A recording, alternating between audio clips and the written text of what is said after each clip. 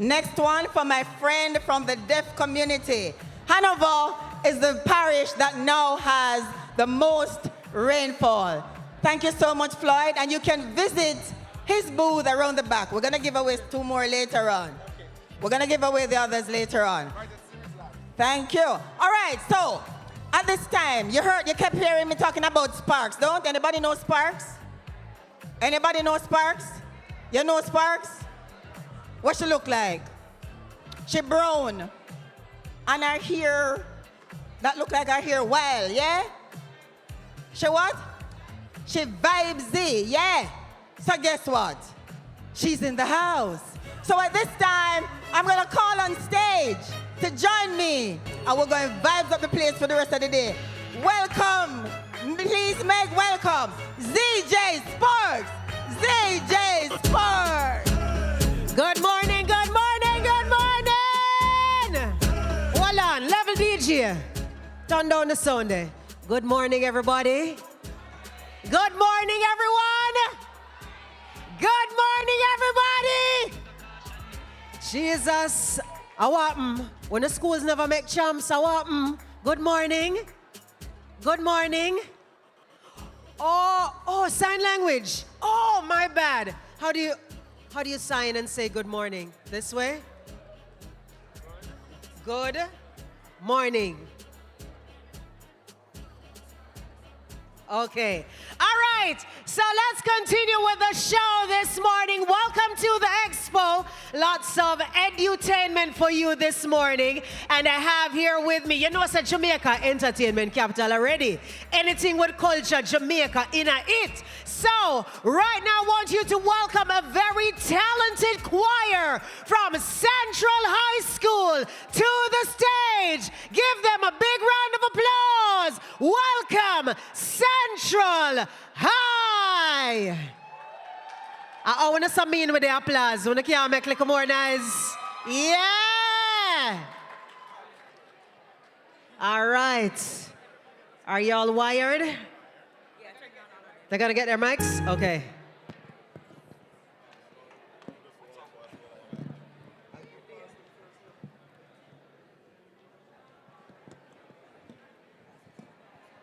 You want this microphone?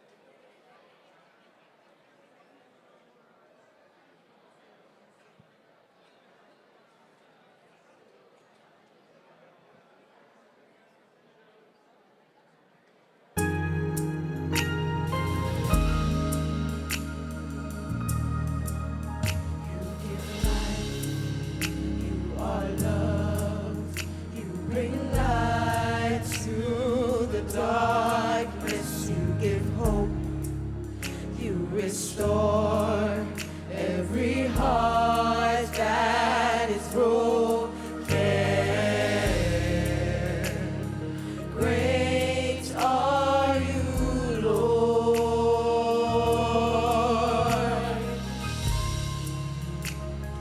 Great are you, Lord. It's your breath in our lungs. So we pour out our praise, we pour out our praise. It's your breath in our lungs. So we pour out our praise to you, holy.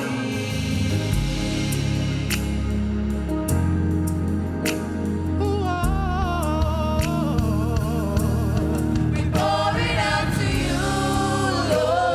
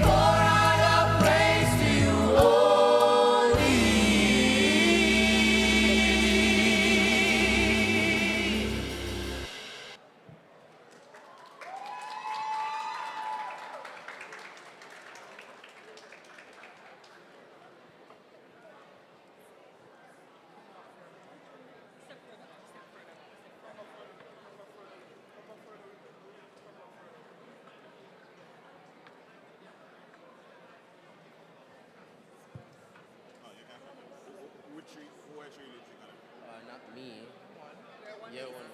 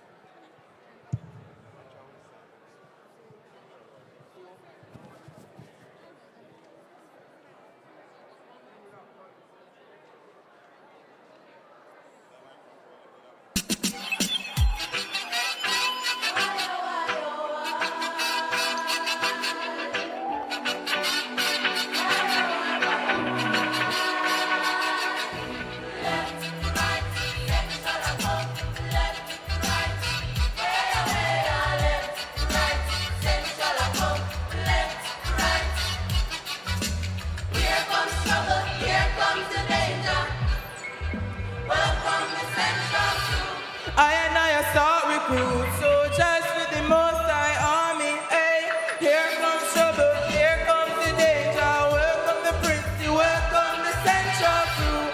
Then I have the oxygen, and the general issue in a morning. 10 step ahead of them, 10 step up. Tell them we are Clarendon Federal. We are fight for spiritual. Yeah. Welcome, Central General. Stepping on the war, make a entry. Winning, we winning. Central, make a century. Stay focused, we have the better energy. Better than a fear, parents and plenty. Free man in the city. Team man in the city. Team man integrity.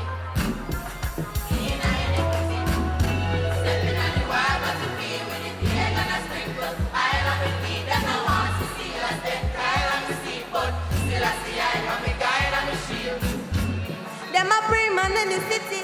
Get this find out them a demon in the city. When it all boil down to the deep and integrity see clear. Them mix up in a iniquity. Over evil, right from me heart. Babylon spread when the Gideon start. Man a warrior, boy. Tell them man a warrior, boy. Most of the armor, sword in a hand. Ready to go shine down that the Babylon. Man a warrior, boy. Tell them man a warrior, boy. Real warrior. We need the remedy, the fire, we go burn. As on the tables turn. Give me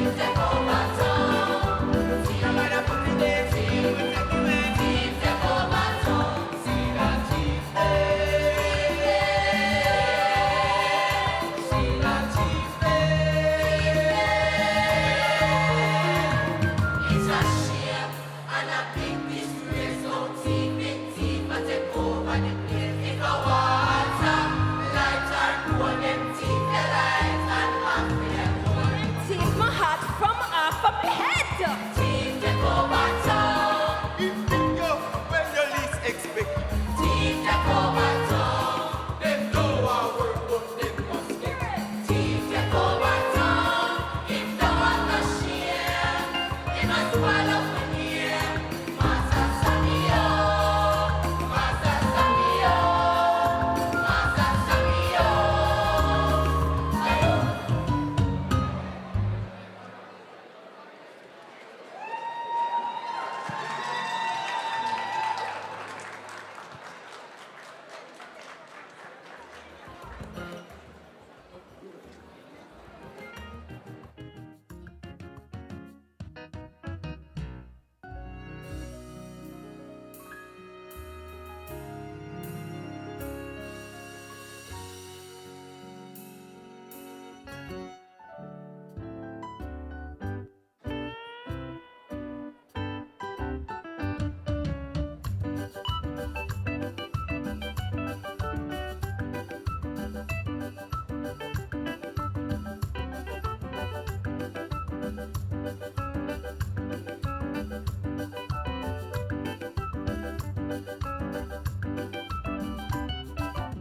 Mic check, mic.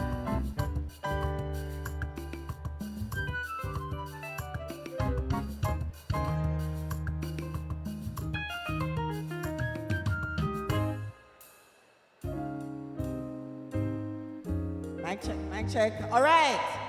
Let me hear it for Central High people. The performance, they no match the clap there, you know. The clap they not sound right. Let me hear it again for Central High. Thank you, Central High. I guess those are some of your songs from that All Together Sing.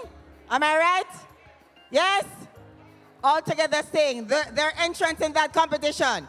All right, now I did a little false start earlier and introduced Randy Mack, yeah? So, because I never do the right thing, him never come. But I'm going to do the right thing now. And this time, we're going to bring him on stage. All right, so here we go again. Randy Mack, formerly McLaren, is a Jamaican performance poet, creative artist, and entrepreneur who uses story, culture, and enterprise to inspire people and communities to live purposeful and prepared lives. Raised in Gardafield, St. Thomas, and later Rockford in East Kingston, his journey from rural Jamaica to national and international stages has been shaped by resilience, faith, and a deep commitment to people. He's the co-founder and CEO of Brescia. I did ask you already if you don't know what a Brescia is, and some people know. Yeah? Brescia bag. He's the co-founder and CEO of Brescia, a purpose-driven brand rooted in craftsmanship, community, and Caribbean identity, and his work across business and the arts continues to bridge storytelling with social impact. As a performance poet, Randy blends the spoken word, dub poetry, and theater to bring rhythm, embodiment, and cultural truth together to give language to moments that often go unspoken.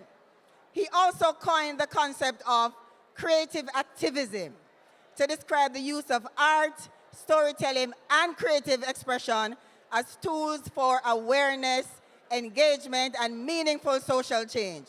Today, he brings not just a performance, but a perspective. Because in times of crisis, stories are not written from the sidelines. They are lived on the front line. What you are about to hear is not just a poem. It is a letter written from the perspective of one of the many first responders who stood in the wake of Hurricane Melissa. A letter entitled, Dear Jamaica, from the front line. Ladies and gentlemen, put your hands together to welcome on stage Randy Mack, Mr. Brescia. People, make him feel welcome, make him feel welcome.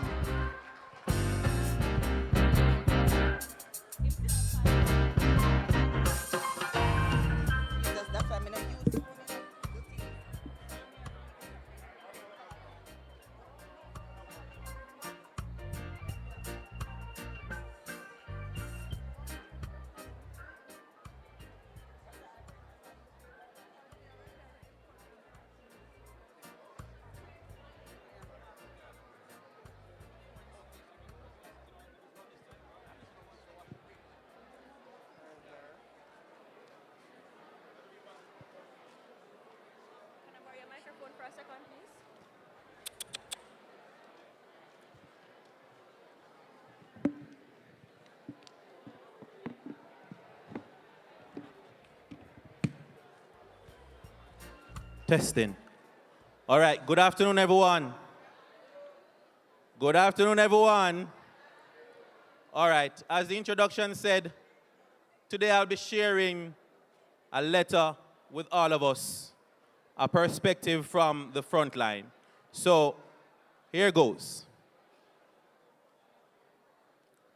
Dear Jamaica, I am writing from the front line with mud still on my boots and tears still fresh on my face. I have seen things that shake my soul. Things that make big man bawl and little pitney brave. But I'm still standing. Still trying to save pieces of the place that built me. When Melissa came, she never knocked. She used her category 5 strength and kicked down every door between heaven and Hanover. Rolled through Manchester without mercy. Tear through Clarendon, St. Elizabeth and Westmoreland, leaving us drenched in disbelief. Oh yes, I've seen it, Jamaica. I've seen mothers calling for children through flood water. I've seen fathers gripping feet tighter than zinc. I've seen board house and concrete mansion flattened. I've seen people crying for light while others whisper, give thanks, at least I have life. Then it dawned on me that in the dark we found what really shines: connection, compassion, community. Dear Jamaica, you're my heart still beating, my soul still singing, my light still leading through storm and struggle, flood and rubble. Dear Jamaica, my love still arise and double. Reporters came from everywhere, far and near, wanting to hear. So, what are you seeing on the ground? Well, I'm seeing hope dig itself out of mud. I'm seeing neighbors become first responders. I'm seeing people bend like Holland bamboo, and this time some of them break under the dead weight of 45 and maybe more. I'm seeing airplanes descend like unanswered prayers. I mean, plane after plane after plane. Relief packages trapped like blessings. Diaspora hands reaching across oceans. I'm seeing soldiers clearing roads. People cooking for strangers. Youth charging phones for elders. And I'm seeing the truth, my friends.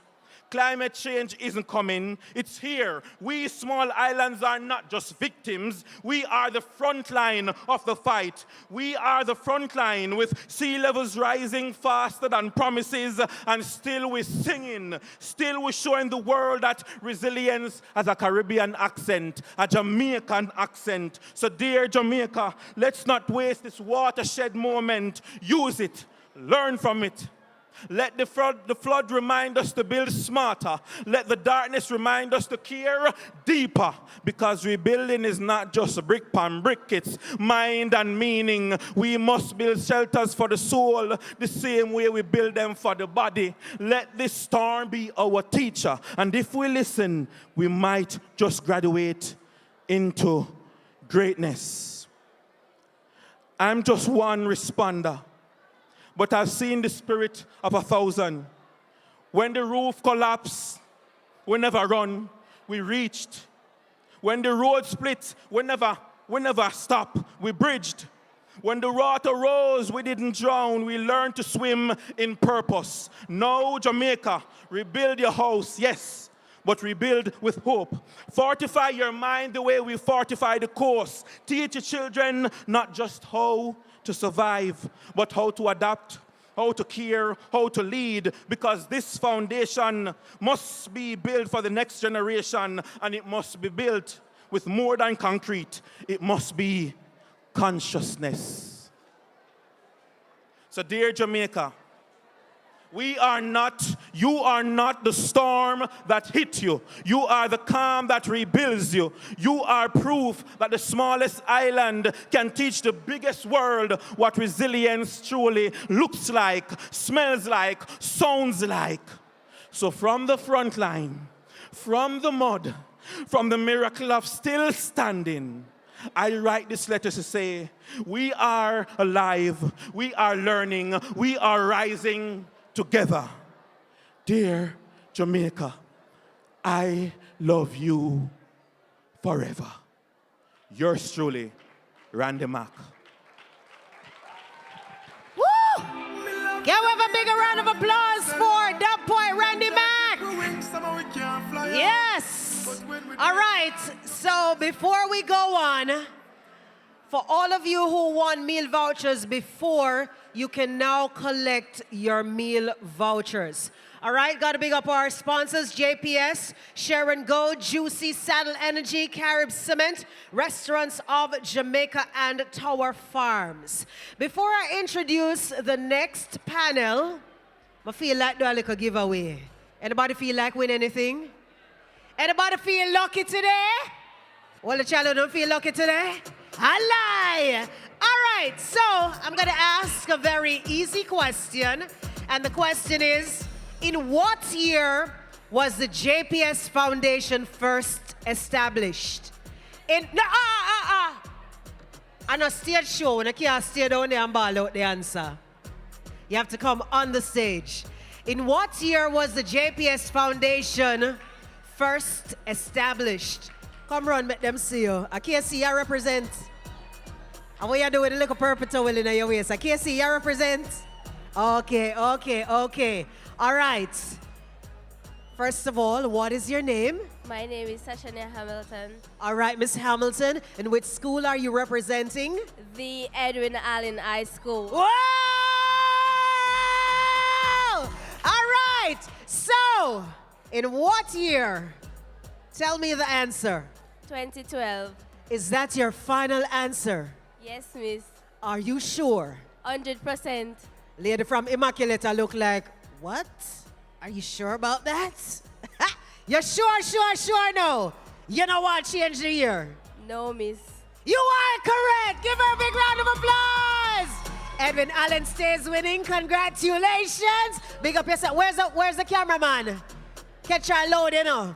Make Edwin Allen loud and proud, you know. All right. So our next panel and the very first panel, it's all about feeding the future, policy preparedness and community resilience. And I welcome on stage your host, Paula Ann Porter-Jones. Give her a big round of applause for me. Keep it going for ZJ Sparks. All right, so as we're getting into panel discussion one, the discussion starts with you and your thoughts and your experiences. And I have a couple of questions for you. How many of you thought your household was properly prepared for Hurricane Melissa? You stocked up right, you had enough food, you had the things that you needed. Hold up your hands for me, please. If you thought your household, your home was properly, those of you standing, I want to see as well. Who was ready? Had enough food? Things were, yes, even though we didn't know what the storm would bring. So when we're talking about now after Melissa, how many of you are impacted because something you like to eat or you normally have, you can't get, or you can't get enough of? Hands up, let me see. Hands.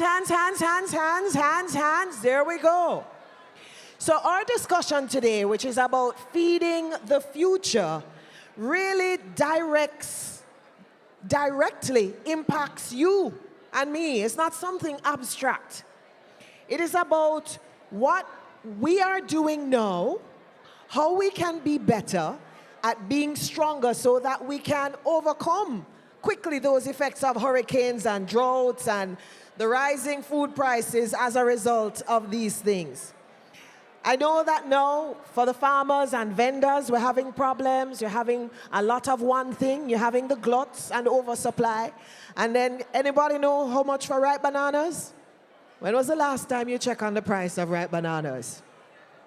Somebody paid $2,000 for a dozen yesterday. And paid $700 for 7 green bananas the day before. So food security is important and it's dependent on the systems that we use. Today in our panel, we are going to explore what it takes to keep all of those systems working. We're going to look at the role of policy, preparedness, and community resilience in making sure that Jamaica can feed herself, even under all of this pressure.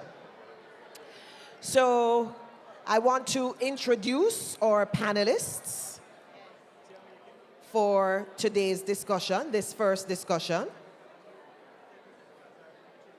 Let me see if I can pull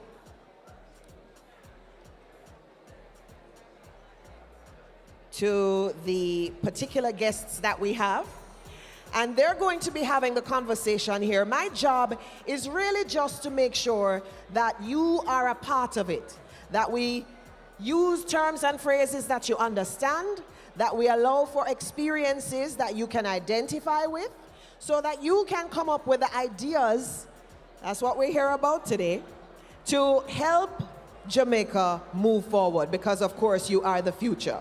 So help me now welcome our panelists as I introduce them. The first panelist is from the CB Group. He is a leader in Jamaica's agricultural sector, and he currently oversees poultry production at the CB Group, work that directly impacts how the food gets on your table every day. Today, where we're talking about resilience, his perspective reminds us that food security is an important part of that resilience conversation, because in any crisis, the question is not just about the power of infrastructure, but it's also about whether or not you can access the food. So as you listen, you're going to think about the choices we make today and how those choices help to build systems that are stronger, more reliable, and better prepared for the future. And you will help me welcome the gentleman, Tony Blair. A round of applause, please. Our next panelist is from Food for the Poor, and she's Kivette Silvera. Round of applause for her, please. She's the country director for Food for the Poor Jamaica, and Food for the Poor works directly with communities, and especially in times of crisis, to provide support, relief, and recovery, as you should know. And her work connects deeply to our focus today on disaster preparedness and resilience, because she sees firsthand what happens when our systems are tested and what it takes to help communities to rebuild. So she's going to remind us from her perspective that resilience is not just about the infrastructure, but it's about me and you, the people and the communities, and how we respond. So as you listen to her, I want you to think about the role that you can play in strengthening not just the systems, but also the people and communities. Our third panelist is from Artel. Welcome, Tracy Ann Hyman. She's the CEO and founder of Artel, and that's a company that uses technology and artificial intelligence to help us prepare for disasters. And her work connects directly to the future of resilience. So she is now helping us to see how innovation and technology can help us to make smarter, better decisions in times of crisis. And she's even lived through a major earthquake in Japan, apparently. So we can learn from her stories and how it has shaped her approach to preparedness. So as she speaks, I want you students to listen to how new ideas and technology and your own creativity and ideas can become part of the solutions that we need moving forward. Okay, one more time, a round of applause. This time it is for all of our panelists.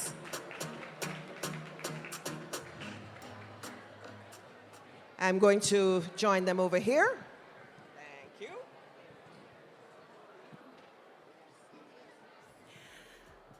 All right. Check.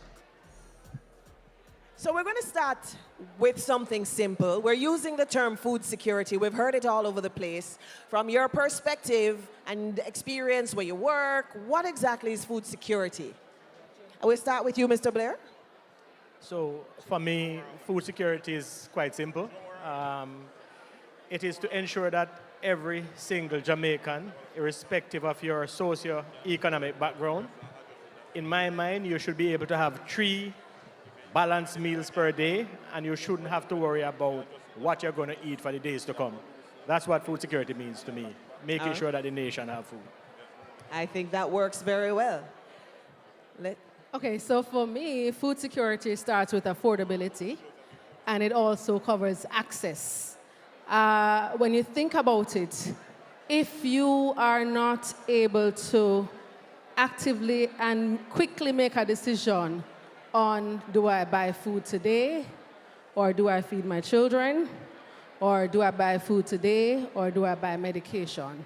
So for me, food security deals with affordability, access, and most importantly, the quality of what we eat. Thank you. Madam Hyman? For me, food security relates, as she said, to access, being able to even simply go to the supermarket, go into your public markets, even your local farmers market to access food. Another important thing is affordability, availability of the products. There should be limited restriction, all right? Or there should be limited restriction. It should be available, open, and it should be stable. It should be something whereby you know that you're able to access food right through, whether it's 7 days for the week, and not just, okay, for certain days, 2 days of the week, the food is available, other days it's not, hence creating instability. So it needs to be accessible, it needs to be stable, and the other one and then affordable for food security. So we're removing the uncertainty when it comes around to the meals. Accessible, yes, stable, and affordable. Affordable. Yes. So in our Jamaican context now, and I'm going to ask you to give a real situation to clarify, what does it look like when that food security breaks down? We can start with you. Well, let's start with a recent example. Everybody know about Hurricane Melissa. I mean, last year, I remember, we can even start getting practical, Scotch bonnet pepper, the unavailable of, it went to $5,000 per pound. How many of us remember that? Well, I think it ranged anywhere from 1,000 to 5,000. Tomatoes, even now, I still can't get plantains because Melissa hit down those plantains, and so we have to be waiting. So that is a major example right here to us in terms of being able to access, it being available, and it hindering us from partaking in those crops, items that we are used to as a culture. And I know that Hurricane Melissa is in recent memory, but at Food for the Poor, you have had other experiences where, because of the climatic challenges, etc., we've had food security breaking down. Well, at Food for the Poor, one of the things we started out, as you say, our name says food, while we're a lot more than food. However, we see on a daily basis families that are not able to feed themselves. We see on a daily basis children who go to school without a meal. So, and it's not that the meal isn't there, they just cannot afford it. Because the cost of a lunch in high school is probably $1,000. Right? And the parents are not earning adequate amount to provide that $1,000 per meal, especially if they have 3 and 4 children. So it is, how do we, as a society, help to bridge that gap? How do we make a difference or make an impact to make food available? And it is not just a community thing, it's an individual thing. How do I help my neighbor? How, if I have a pound of rice or a pound of flour or some yam and tomato, can I share with my neighbor? If I'm at school and my fellow classmate does not have lunch, can I share my lunch with my fellow classmate? That is what it means. As simple as it is, that will make a big difference with you helping your friend, helping your fellow schoolmate to learn, because without food, they're not able to think properly and clearly. Absolutely. No academic performance works well without the fuel behind it. You're coming from the CB Chicken perspective, where you are a part, an integral part of that food security. When it breaks down, what do you see? Well, when you have disasters like Melissa or Beryl, it impacts the poultry industry in a major way. Poultry, we consider it to be a perishable product. So once you have these hurricanes, you're going to lose your production. And what that does, it creates a shortage of protein in the marketplace that is quite vital to ensure that our people are eating in a balanced way. Chicken is perhaps the cheapest protein, so we want to always have it. And we could see that impact in St. Elizabeth, Westmoreland. But fortunately for us, the industry has rebounded, and I think we are now on a good trajectory. I want to jump some more into that because we need to be able to understand what it looks like for you, the producer of this protein, when Beryl or Melissa disrupts, because you are now needing to maintain production, still support the farmers, still ensure food reaches the communities. So what kind of changes, what are you seeing in the company? So typically, when it comes to a hurricane or natural disasters, what is typically affected is the supply chain. So you might have an impact in terms of grains, soya. These are ingredients that goes into the formulation and into the production of feed, breads, and many other products. So what companies like ours do is that we ensure that we invest in infrastructure, storage facilities. We ensure that we have at least 3 months worth of inventory in some cases. Because for chicken, for example, is a frozen product, so you can keep it if you have good storage for a while. So we will always ensure that we have some buffer to make sure that we have some time to respond. Okay. We're hearing about the systems that you have put in place in your business. Ladies, can you help me? From a national perspective, what is it, and discussing systems, what is it that we're not doing that makes so many of our systems vulnerable? Where are the big risks that Jamaica is facing? Okay, so we do have the opportunity to create policies. We do have the opportunity to speak about it. But how many opportunities are there that we're not capitalizing on? For example, we're now at this wonderful expo put on by JPS Foundation. This is a great opportunity to engage our youngsters. This is a great opportunity to enlighten them, to give them that knowledge, because without knowledge, you can't make the right decisions. So as a country, outside of the policies, because the policies are important, but you can have a policy and nobody knows about it.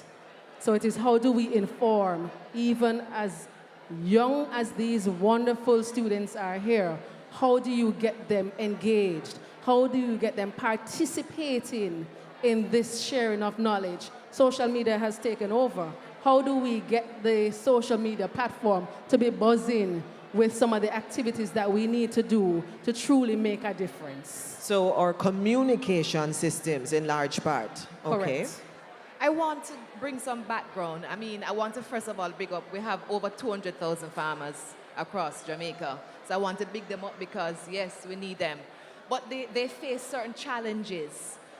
Challenges in terms of even getting crop insurance. I mean, it's very limited.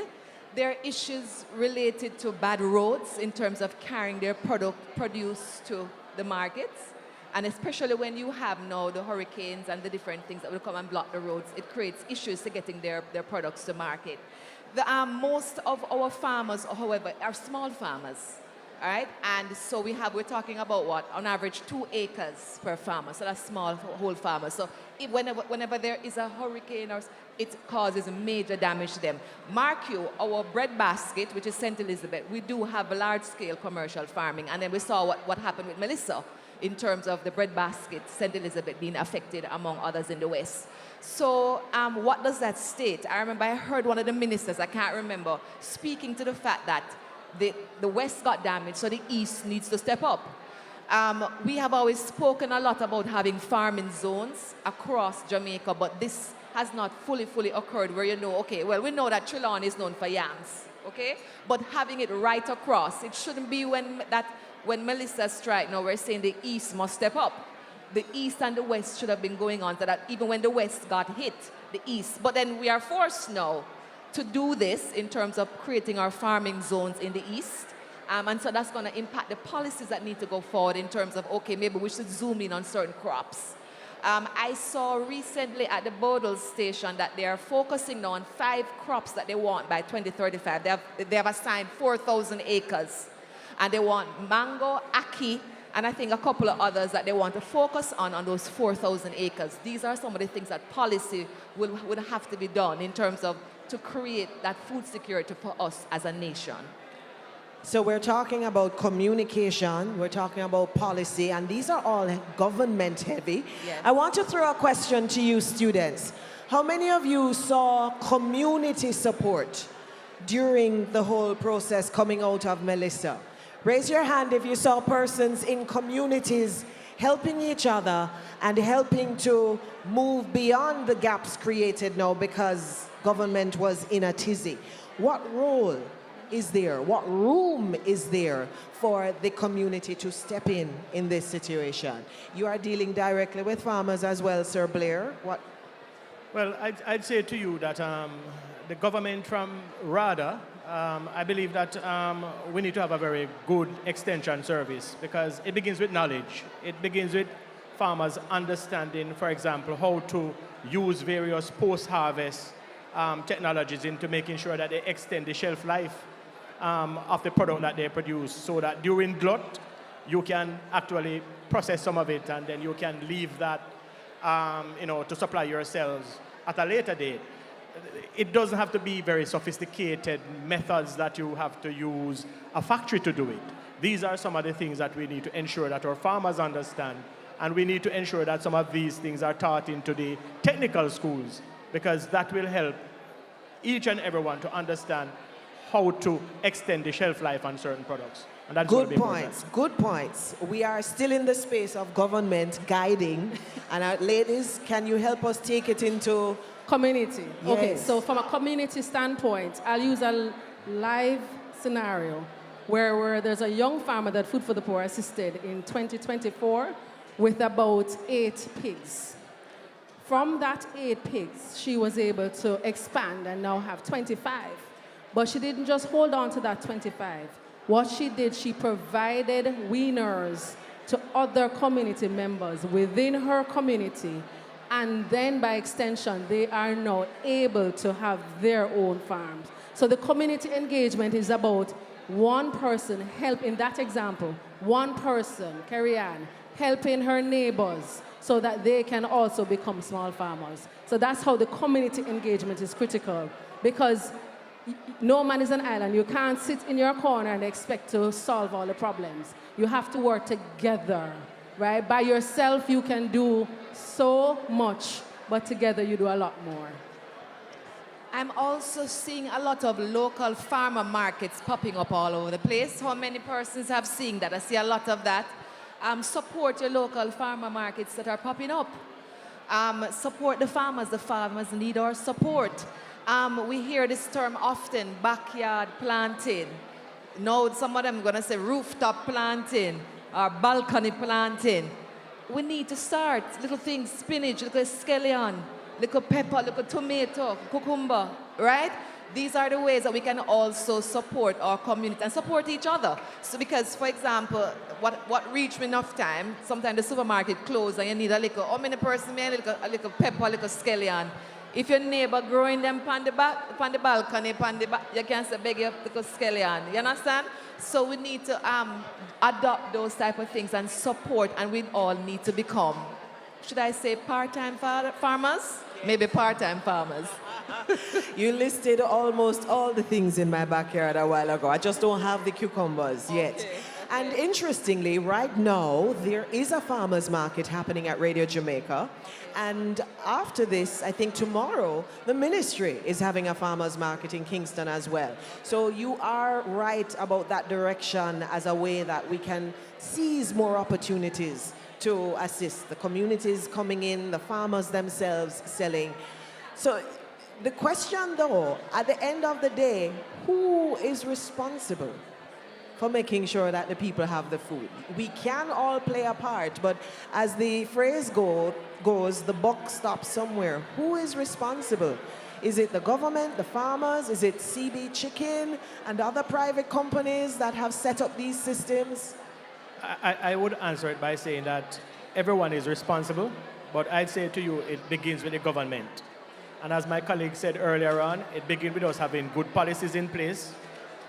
It begins with us having decent roads in place. It also begins with us having certain infrastructure. For example, chill storage rooms. I mean, in some countries, the government invests in these facilities. Then it also begins with private companies, because they're the ones who most times control the supply chain. They have to make sure that they have long-term contracts with their suppliers of raw ingredients so that no matter what, even in a disaster, although there's a demand in the international market, they will continue to get their supplies. And then it also goes now to the farmers. We're going to make sure that in terms of how they practice agriculture, it is done in a sustainable way. You cannot grow chickens, for example, in a substandard building. It doesn't have to be extremely sophisticated, but at least it should be built in such a way that it can withstand at least some level of wind. And the same with farmers who are in crop agriculture. The drainage should be ideal to make sure that water can run away without taking away the crops. So we have to relook at the way how we do things.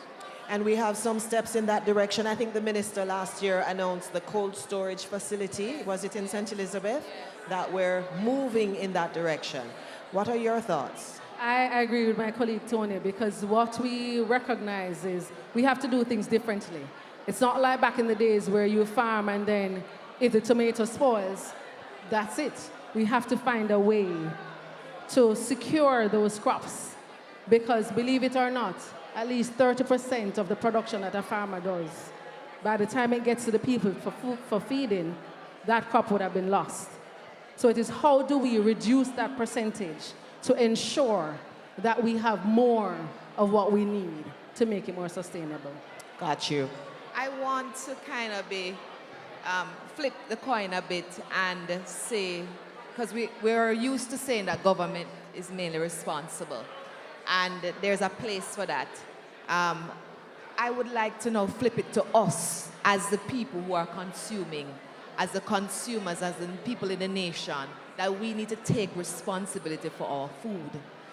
We are seeing the challenges. We're seeing even I believe in Ukraine, Russia, that side, corn, I think a certain amount of corn and wheat comes from that area. And so when these wars occur, it impacts us here in different ways. We're going to have to find creative solutions to deal with this. I remember I was having discussions with my colleagues. What if our borders could not take certain products anymore? Let us say, well, French fries. I'm going to use French fries. How many of us would be willing to give up the French fries for yam fries? And we found it so hilarious. But I visited Ghana last year, and I saw them serving yam fries with burgers. So, you understand? So we're going to have to take responsibility. We're going to have to turn and make fashion in the kitchen. We're going to have to find other ways, because there could be issues with food supplies. So we need to be responsible for the food. As I flipped it in that way. I like that, and that takes the perspective that the individual at the end of the day needs to come up with their own effort and own solutions. But what's the role of the private sector in all of this, especially when food supply chains are disrupted? What is the role of the private sector? And you are in that private sector. What is your role? Don't put me on the spot. I want Tony to answer that private sector question. I've been harassing Tony. You start. We need to, as a private sector, I mean, from the perspective of the food supply, I'm not going to go into technology yet, provide, would you say, the food, I wouldn't want to say, no, food that is nutritious, maybe not, but we need to be open, transparent with what we are producing and putting on the market. And that's why it's important for the labels and for us to know what really is in the things that we are eating. If there are certain hormones, certain things in there, we need to put out that information. We also need to try to source more nutritious products in addition to, yes, they're going to have the variety, but we need to become more responsible as a private sector while still making a profit. Yes, because we need to make a profit. But we need to look on our food, because basically food is your health. It impact your health. And what's the point of having sick people right? And you're knowing that you're contributing to that. So we need to take that responsibility, not only be profit driven, but we need to have a corporate social responsibility in terms of what we're putting out there. Yeah.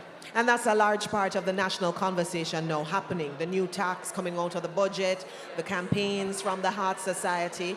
I know that, well, there are many companies in the CB group. I'm not sure if any of them fall within that realm of that sugar discussion, but certainly you have a mini supply chain of your own with the Pan Chicken Man and so on. What is your perspective about that private sector role? So the private sector, as it relates to agriculture and making sure that there is food security, typically, let's start with agriculture. You'll need seeds, you'll need fertilizers. If you're going to grow chickens, you need baby chicks, which come from fertile eggs. All of this comes from an external source. None of these things, most of them are not produced in Jamaica. So what the private sector needs to do is to make sure that there are, as I said it before, very good supplier relationships that they establish, good contractual agreements to make sure that when they need the products, the inputs to production, they get it on time. If they are able to get those on time and in the quantities that they need it, then the small farmers, the larger farmers, they will be supplied. To win in agriculture, however, what you need really is what I call a vertically integrated model. It means that you need to control some of your inputs, and some of your inputs goes into the process to give you an output. A lot of Jamaican farmers and the Jamaican industry, we do not do it like that. We become just the primary producer. And that is not sustainable for the agricultural model to be successful long term. We need to integrate it a little better and add value. That's where the money is. Understood. I want to throw questions back at you in the audience. If you're watching us online on YouTube, you can type your answer into the chat. But how many of you think that we have good ideas, new ideas about technology as individuals, or new ways of doing things that can help us create solutions for the food security issues that we have? Raise your hand if you think that we are okay. We have enough ideas as Jamaicans, or we need more help? Are we able to use the technology that we have, or we need more guidance? And I'm going to throw the related question to our technology partner, which really is, as we look ahead, what solutions or approaches can, including those with technology, can help us now to strengthen our food security for the storms to come? To answer that, to start to answer that, something simple, because we did some research in parts of St. Mary. Many of the farmers are not even using irrigation systems. They're using the rivers, buckets, containers. So when the river dry up, so something simple, a simple technology as even a drip irrigation, which its origins are coming from Israel, is something that we need to look into seriously in terms of increasing our productivity of the farmers. That's one. I think so. We're looking at climate smart farming. Yes. So. Yes. I've had the privilege of going to Holland, and I went to look at their agriculture. And Holland is just about the size of a state in the United States. And yet Holland is the second largest exporter of agricultural produce.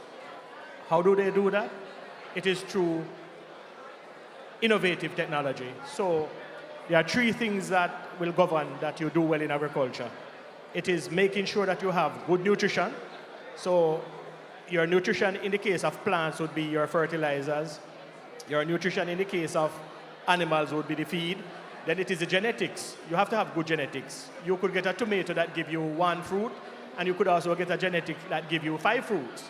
And then the next one is management, which is climate control management. In the poultry industry, we are very advanced because we grow our birds under climate control conditions. It don't matter what the weather is outside. It don't matter whether or not there's a hurricane. We will continue to grow, and we are going to be getting a certain desired and expected production from it because we control the environment. For the youths that are sitting in the audience here, agriculture is no longer just the business that you ride a donkey. All these houses that I'm talking about, they are controlled by sophisticated computer controls. They are automated. This is where agriculture is. And I'd love for some of these young ones who are in the audience to understand that look at agriculture as a business, look at agriculture as an opportunity. There's a lot you could do in it. And I'll add, because we supported the Karen Hall High School with agricultural projects, and they are now booming. But one of the issues that we as adults, we're not encouraging the young people to get into farming. Enough, right? Because I heard of an example where there was a young lady at a high school, because she was bright, she wanted to do agriculture. But the teachers told her, don't do agriculture because you're bright. You can be a lawyer, you can be a doctor. We need to change that mindset and encourage our young people a lot more, as you said, Tony, to get into agriculture, because there are so many opportunities in agriculture that can make you better. And we need those bright minds for the solutions, to come up with the ideas, technology-based or otherwise, so that we can move forward. We have to wrap, but I want to ask a final question, and that is in the realm of wishes and dreams and hopes that have to start somewhere before we speak them into reality.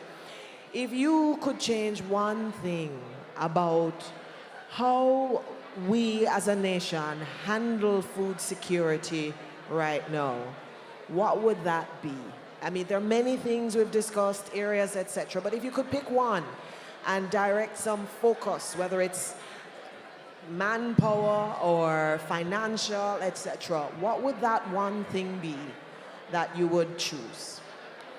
I'll say to you that for me, I would be happy if my Jamaican people would change their mindset.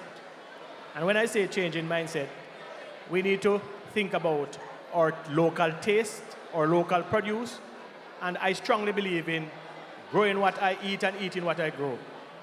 My colleague earlier on mentioned that she do backyard farming.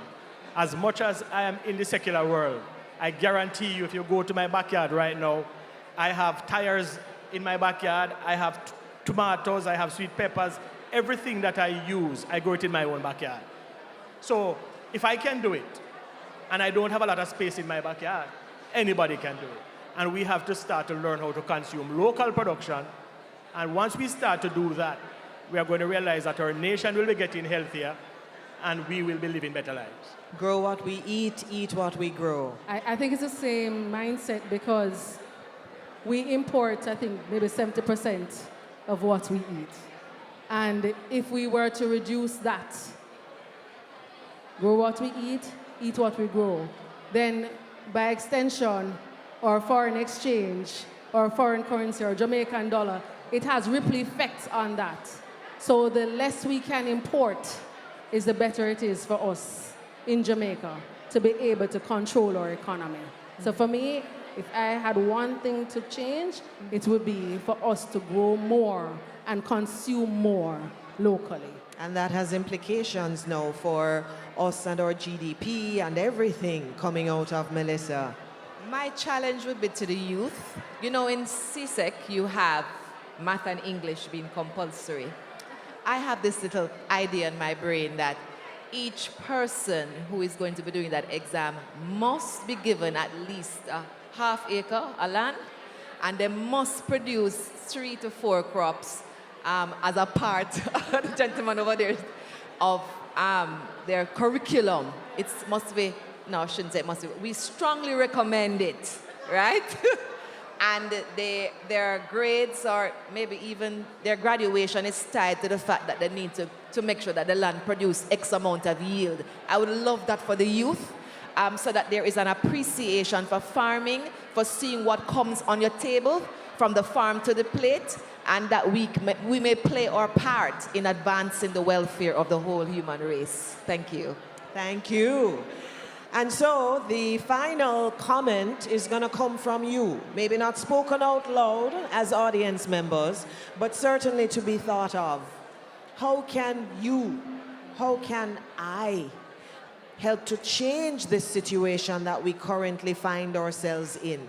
Whether it's a lifestyle change, whether it's our approach to where we get our food from, whether it's an approach to how we work with others to restore that food security that we once had, we never worried about, but now exists because of climate change and all of those other things that are happening with our world. If we can just identify one thing today, then maybe that can spark the necessary groundswell.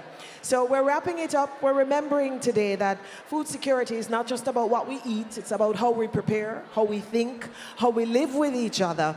And resilience, therefore, starts with each and every one of us. Can you please help me with a round of applause to thank our panelists? We've got Kivette Silvera, Tracy Ann Hyman, and of course, Mr. Tony Blair. And we are thanking you too for your mind participation as we move through. I know as I throw back to Ruth Lynn and ZJ Sparks, they're going to want your open mouth and physical participation in all the games and giveaways that we have. And please make sure that you are checking out the different exhibits. To those of you online, thank you for tuning in. Stay with us, there's more to come. Panel discussion 2 is later on. ZJ Sparks. All right, thank you so much, Paula and Porter Jones. Give them a big round of applause for me, please. Now, let me see how well you were paying attention.